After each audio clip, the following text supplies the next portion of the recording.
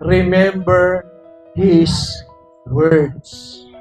I've been praying, Lord, why are these things happening now in our time? Bakit nangyayari ngayon ito? Sometimes there are things na hindi natin maintindihan. Pero one thing I am sure of, all these things that is happening to us in our time, it will always point to Jesus. Yung nangyayari po ngayon sa ating kapanahunan, all these things is happening and all these things is pointing to Jesus. Ano po ba ibig sabihin? Ang ibig ko po sabihin, nagaganap ang lahat ng bagay na ito para po lahat tayo ay tumingin, magtiwala, at alalahanin ang salita ng Diyos. Na nangyayari ito upang tayo tumingin kay Kristo.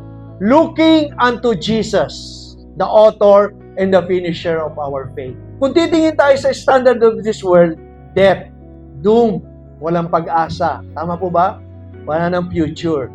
Pero if we look unto Jesus, there is a higher standard for us to look upon, to seek upon, to be remembered of His words.